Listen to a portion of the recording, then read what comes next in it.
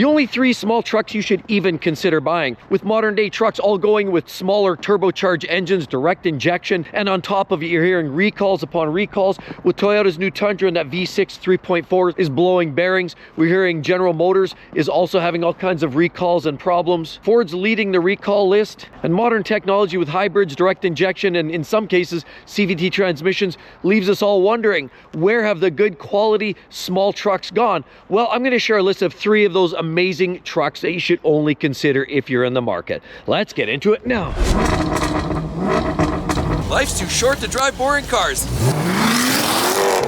One truck that's on my list, and we know it's from a brand that isn't necessarily the most popular right now. They're having struggles with selling a lot of their vehicles, and a lot of the issues with some of these other manufacturers is the CVTs or small turbo engines. This vehicle has none of that, and this is why this is a little gem and it gets overlooked so often. Specifically the Nissan Frontier. As you'll notice right there, they have it nicely embossed. This is a Pro 4X. Of course, as an upgrade, you can also get an S base model. You can also get an extended box on these upscale trim. But let's take a quick look and I'll explain why this is one of those vehicles you really need to consider. Okay, yes, they have all of the upgraded detailing. It's not that it's that simple of a vehicle. I mean, you can get dressed down vehicles naturally, but you do get painted bumpers, so it's not that cheap there.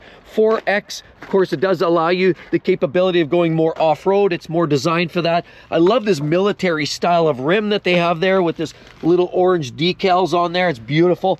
Lots of plastic, which keeps, of course, the stones off the bodywork, help prevent rust over long term. You can get a rear slider like all of the other manufacturers. These vehicles are nice, they're attractive, but there's more than just the way they look. It's really more about what's under the hood that really matters most. Where we said a lot of these vehicles are going with problematic transmissions, problematic engines. This is one of Nissan's best. And again, it definitely gets overlooked when we're talking about the latest brand new Tacoma, as well as other vehicles like the Ford Ranger, Chevrolet Colorado, as well as the Canyon in GMC's world. And even the Ford Maverick has been selling alarming numbers, largely because of the cost and the price point. But they're not necessarily built on the sturdiest platform. This is truly a truck platform, unlike the Maverick, which is more based on a minivan or unibody platform. This is a true truck, and it's meant to haul a significant amount of weight. While some of its competition, like the Colorado, has a tow rating of 7,650 pounds, this one is only towing 7,100 pounds, but it's more than enough for everybody's daily use. You've got a small boat, a small trailer, this will tow that. But more importantly, this also features a 9-speed automatic transmission. That's right, and that transmission lately has not been all that problematic. Older generation Frontiers, if you go back 10, 15 years, they had some problems with, of course, coolant making its way into the transmission and taking it out entirely. But this latest 9-speed automatic transmission seems to be far less problematic. You have a vehicle that has all of the amenities that all of its competition has. The price is competitive as well, and likely going down to the Nissan dealership, you're probably going to get yourself a smoking deal because they're really trying to push their products out the door. What's also missing in a lot of this vehicle's competition is what's under the hood, and not just that transmission, it's the engine. This has a 3.8 liter naturally aspirated V6 engine that makes about 310 horsepower and 250-60 pound-feet of torque thereabouts. It has way more than enough giddy up and go 0 to 60 in about 7.2 seconds. It's punchy, it's fun, it's durable, it's rugged, and again, the key is it doesn't have all of the extras. There's no hybrid here, there's no CVT here, there's just a good old-fashioned torque converter automatic transmission, a naturally aspirated V6, where even its competition directly in the Toyota Tacoma in the latest generation has that 2.4 liter turbo 4. They've pretty much given up. From everything I've seen and personally experienced, this will definitely outlast those from Ford, General Motors, Chevy, of course, and I hate to say it, even Toyota has now been struggling with some of their problem areas with some of their 8-speed automatic transmissions in the latest Toyota Tacoma. Of course, that 2.4 liter turbo 4 means it's going to be working a lot harder. This is still what's left over some of the oldest generation technology, and while some people think that's old-fashioned, it also has an amazing host of standard safety features. And the main thing that I really love about this is because it's still old school. I can still work on under the hood on this. After the warranty's gone, you know, that 3 years comes and goes pretty quickly. And then after that warranty period's gone, you have one of those complex vehicles from one of the other brands, you're likely not going to be able to fix a lot of that. But this vehicle here, even for the do-it-yourselfer, or even if you don't like working on yourself, if you just want to take it into a shop to have a mechanic work on it, it's a lot simpler setup. So there's more mechanics and more people set up to actually diagnose and repair these types of vehicles. I mean, even with the headlights, a very simplistic setup. Even you get an LED here, there is enough old school tech here mixed in with some touches of modern day features. Of course, it isn't necessarily the most up-to-date, the most contemporary looking. It certainly does have all of the features you could ever ask for. I mean, look, you've got sensors here on the mirrors. You've got the nice access in. Of course, you even get a sunroof on top. And look, you even have the big screen in the center with enough modern tech. Of course, you also get leather interior and then contrasting stitching on this vehicle. It is an absolute gorgeous vehicle, zooms around, punchy enough, and certainly reliable enough to last the distance. You'll probably get 250, 300,000 miles out of this, and all along the way, it's a simpler vehicle to own and operate. Definitely one you need to give it a look. The Nissan Frontier, the latest and the greatest. Here's the next small truck that I would seriously consider buying, and one of the only in the small truck sector. What we're talking about here is, of course, a Honda, and this is a Ridgeline and Trail Sport specifically, which is a higher trim level vehicle. It's absolutely beautiful looking truck, you know, as opposed to the older one that looked more like a Ranchero. You remember the original Ridgeline was a little bit unconventional, had more of a slope back on it. You couldn't even properly fit an actual canopy on it without it looking extremely odd. But this one actually looks more like a truck, and it does a lot of truck duties, but it's also Honda. And with that comes reliability. We'll talk about some of the specifications in a second, but I love the looks of it. This new redesign on Honda's new Ridgeline looks beautiful. Of course, you do get beautiful projector lamps, all kinds of little vents and detailing on the front end. This one's a little bit more dressy than what you saw in the Nissan, and it's a Honda product. For those that don't have the confidence in Nissan, Honda will likely be here for a long time. We know that Honda was going to ante up and pony up and partner up with Nissan to get them out of hot water because Nissan's struggling financially right now. Honda is definitely not going anywhere anytime soon. Great brand, the big H Trail Sport, all kinds of detailing here. I love the headlights. And even the mirrors here, the high gloss finish on this vehicle. You do get a sunroof here as well, and same thing as the Nissan, a little touch to get in. And of course, nicer, smaller handles. Tonneau cover on this particular unit. You do get a slider on there as well. So a lot of the same features that you're finding over on the Nissan, but more specifically, it's the reliability. That's why I buy these over the GM products, over the Ford products, because Honda does generally make a pretty reliable product. You get the full 4 doors here, and even this is nicely sealed up. As opposed to a lot of trucks, you'll notice they usually have this big space here between the body and the box. This one here is nicely sealed up, less likely to have flex in the body, and certainly less wind noise. It's a great looking vehicle, but more importantly, why I would buy this, naturally aspirated 3.5 liter V6 that they've been using for years. In the Pilot, you'll find it also in the MDX and the Acura products. It's been around a long time. Now, it does use a timing belt. A word of caution, you're going to have to continue doing ongoing maintenance. It's not a lot, but every 100,000 miles or so, you have to think about timing belts.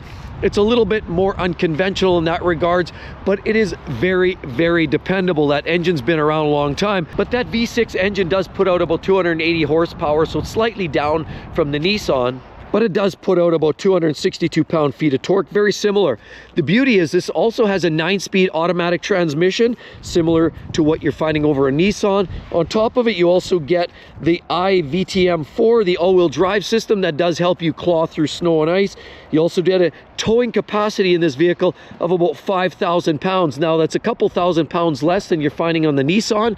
It depends on your towing duty. A lot of people buy these vehicles just to haul their motorcycle in the box, just to tow a small boat around, or you know, some kind of smaller trailer. It will tackle most of your light duty truck needs, but it also gets 18 miles per gallon in the city and about 24 miles to the gallon on the highway. Very similar to the Nissan, although the Nissan, I believe, is more close to 17 and about 22, 23 miles per gallon. but it's not too far off. So it's very similar in regards to fuel economy overall. It does have the intelligent traction management system in here, the off-road tuned suspension in the Trail Sport like we have on this one, so it has a better all-wheel drive system. It has a 5'4" box, and the payload capacity of this truck is about 1,583 pounds as well. These vehicles weigh just over 4,000 pounds, so they're by no means a heavyweight. On top of it, the Ridgeline has some nice little trick features like a drop-in tailgate, or as well it swings like a barn door. It's great. You also get a set of dual exhaust tips on here, a great little tow hitch receiver, backup camera, all of the extra features that you're finding in a lot of the premium vehicles. And this Ridgeline, it's also embossed back there, LED taillights. It's a beautiful package, beautiful wheels, and certainly one, even with running guards on the bottom, it allows even for smaller people to get inside. When it comes to trucks, I like to keep it simple. We're not looking for big turbocharged, direct injected, fire breathing vehicles with CVT transmissions, hybrid technology, and all of the extra amenities to create all kinds of complexities. When you're driving a truck, you want something simple. Smaller trucks usually deliver that in spades, simple, effective, but lower cost than going full size. This one meets the grade on all counts, and it's a Honda, so I trust the reliability. That engine's been around a long time, other than to be aware there was a bit of a running recall for some engine issues in a certain set of VIN numbers, but outside of that, a very reliable vehicle, definitely one you need to consider if you're buying a smaller truck. This definitely outpaces any of its competition. And here's a truck that's definitely got to make your list if you're looking for a smaller truck. The latest and greatest Toyota Tacoma isn't one that you necessarily want to target. If you need a new truck, I understand, but they've had their share of issues. They've had equipment falling apart. They've certainly, more importantly, had that issue with the 8-speed automatic transmission, which is new for the latest and greatest Toyota Tacoma. But this here is the previous generation. This one's a 2022, and this here is the version that I would recommend buying. If you want a truck that's going to last longer than the second coming, this is probably it right here. Now you can get a couple different drivetrain combos, you can get a couple different transmission combinations, and as well all kinds of payload capacity here. This actually hauls more weight than the Honda does, but it's slightly less rating than you get in that Nissan, but it's somewhere stuck in the middle. Let's talk about that in a second. But first of all, let's look at what it has to offer. Sort of an old school plastic grille, very durable, very simple. You do get the projector lights, so it's not the old days of the old dim lit light bulb. You do get that nicer lighting system in these vehicles. Look, this particular truck here has this nice painted flares right here. This is a Tacoma, of course, naturally high gloss finishing here. Nice detail here. Look, old school, you actually use a key to unlock and get in. That's nice. This one does not have the sunroof, although that's because it's the SR5, and that means it's one of the lowest trim levels. But even with that, you do get the highway rubber, of course, easy naturally right in there to the gas. Of course, you have this beautiful little alloy wheels here, circle around. You do get a rear slider on the back, which is nice. Standard looking taillights. This is a 4x4, and rear wheel drive is standard with these vehicles, but again, this is a Tacoma with the V6, which is the one that you want. You can get a V6 like this vehicle with 278 horsepower and about 265 pound-feet of torque under the hood, or the base engine, which is a very anemic 2.7 liter 4-cylinder, 159 horsepower is all you're getting. And again, you can get rear wheel drive or 4-wheel drive, as this one's equipped completely with 4-wheel drive. You can also get a 6-speed automatic transmission, which this one's outfitted with, or you can get a 6-speed manual gearbox, which actually works a lot better. Many say the tuning of the 6-speed auto left the vehicle sort of lurching, always looking for the right gear. It wasn't necessarily the most intuitive. It wasn't a reliability issue, it just wasn't necessarily the best to drive. This generation of the Tacoma has a payload capacity of about 1,155 pounds and is able to tow as much as 6,400 pounds right there. Whereas, as I said, a little bit less than the Nissan, which is around 7,100, and a little bit more than the Honda, which is a little bit less, closer to 5,000 pounds. 21.1 gallons of fuel. These trucks, even with a smaller chassis like this, aren't necessarily the most economically in terms of fuel consumption, but again, high teens, low 20s for city highway driving is right competitive with some of their direct competition. With these trucks here, you get the leaf spring rear suspension, which definitely helps you with the towing capacity. It doesn't give you quite a smoother ride, but it certainly allows you to tow more weight. But in the front, we have coil suspension with double wishbones, and the brakes are disc up front and drum in the back. And this Toyota here is another example of keeping it simple. It has a naturally aspirated 4 or 6-cylinder engine, a standard torque converter auto or manual gearbox with a clutch with the third pedal. It's a simple truck. It is built to do truck duties, and it's easy to maintain. That 3.5 liter V6 is ultra reliable for Toyota too. It's legendary. It's been around a long time, and it's clearly one of the vehicles that's built to go hundreds of thousands of miles. This is one of Toyota's best vehicles ever made. It certainly made the reputation for reliability, as well as the older outgoing Tundra. The older outgoing Tundra, being the full-size version of this, is definitely not as reliable either, with the current generation blowing main bearings, whereas the older outgoing version, like this older outgoing Tacoma, those were also very reliable. So the key of ultra durability is simple.